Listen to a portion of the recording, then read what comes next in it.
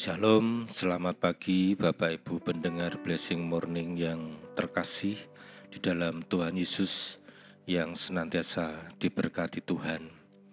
Puji nama Tuhan, pagi hari ini kita akan bersama-sama merenungkan kebenaran firman Tuhan yang kiranya akan memberikan penghiburan, kekuatan, dan semakin memahami akan kehendak Tuhan di dalam kehidupan kita. Pagi hari ini kita akan bersama-sama membaca dari kitab Pengkhotbah pasal 3 ayat 11. Demikian firman Tuhan. Ia membuat segala sesuatu indah pada waktunya, bahkan ia memberikan kekekalan dalam hati mereka.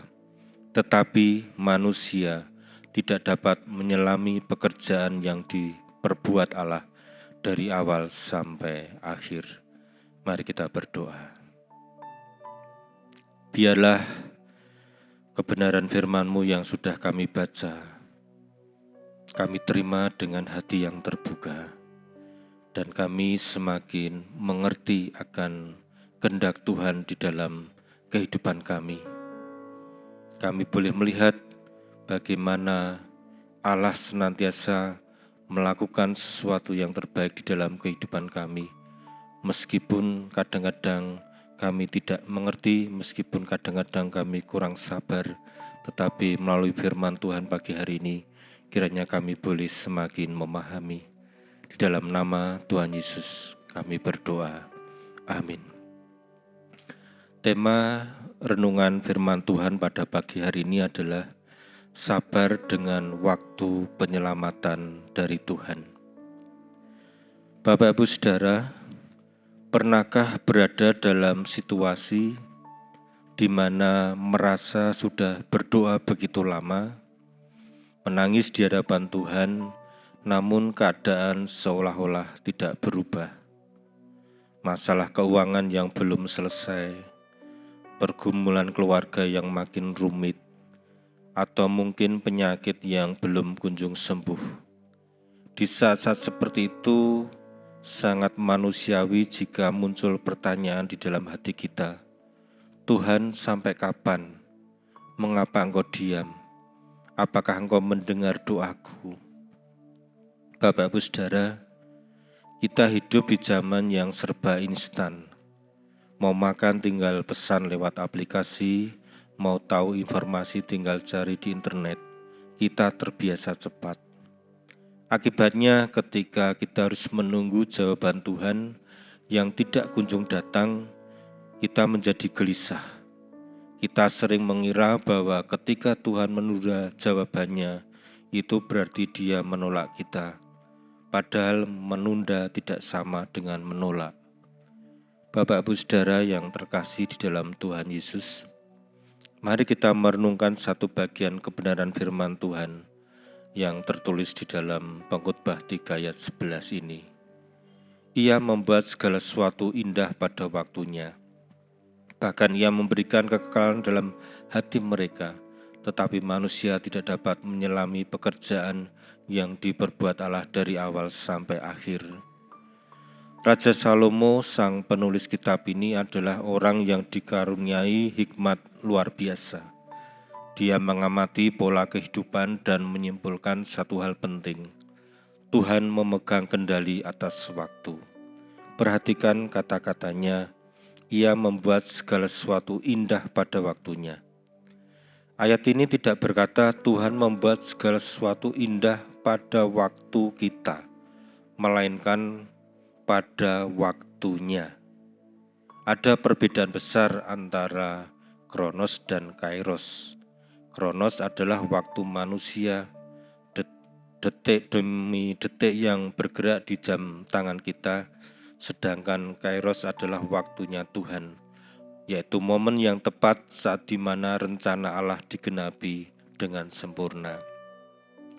Masalahnya seringkali kita sebagai manusia, seperti yang tertulis dalam ayat ini, tetapi manusia tidak dapat menyelami pekerjaan yang diperbuat Allah dari awal sampai akhir.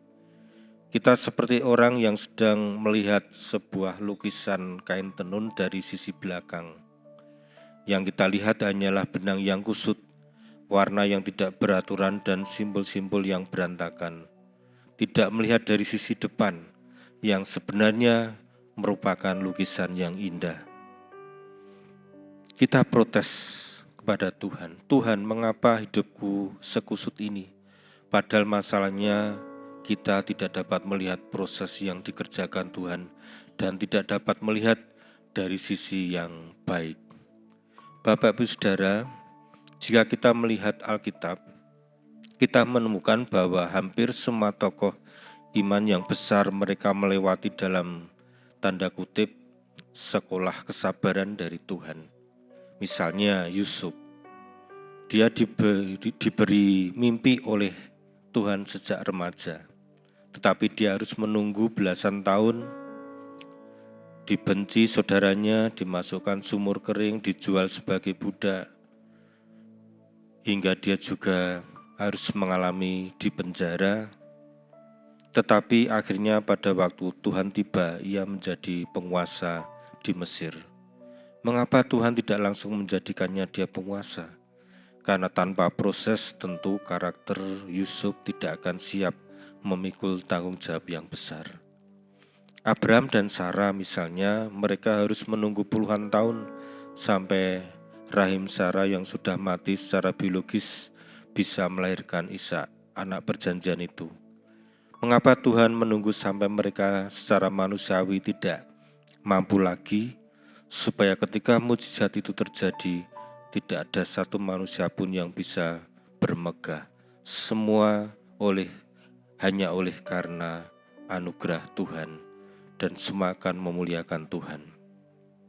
Waktu Tuhan menolong kita seringkali terasa terlambat di mata manusia, tetapi ketahuilah ini, Tuhan tidak pernah terlambat, dan Dia juga tidak pernah mendahului. Waktunya selalu presisi. Ketika Tuhan menunda pertolongannya, Dia sebenarnya sedang melakukan dua hal. Dia sedang mempersiapkan berkat-Nya untuk kita. Dia sedang mempersiapkan karakter kita untuk menerima berkat itu. Apa gunanya Tuhan memberikan jawaban doa sekarang jika kapasitas hati kita belum siap menerimanya dan justru membuat kita menjadi jauh daripada Tuhan.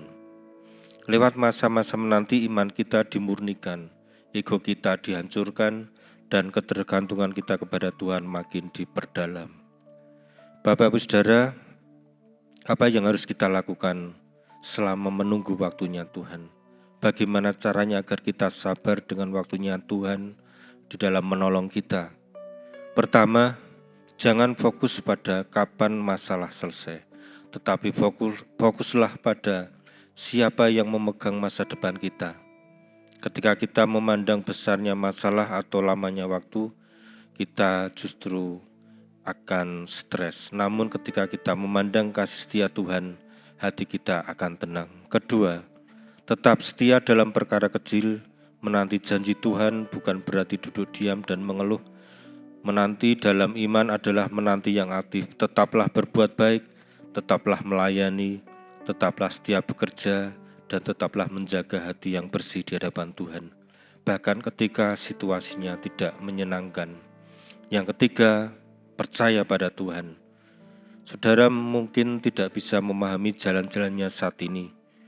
Mungkin tidak tahu mengapa perjalanan hidup Anda harus memutar sejauh ini, tetapi percayalah bahwa suatu hal, Tuhan itu baik. Kasih setianya tidak pernah berubah.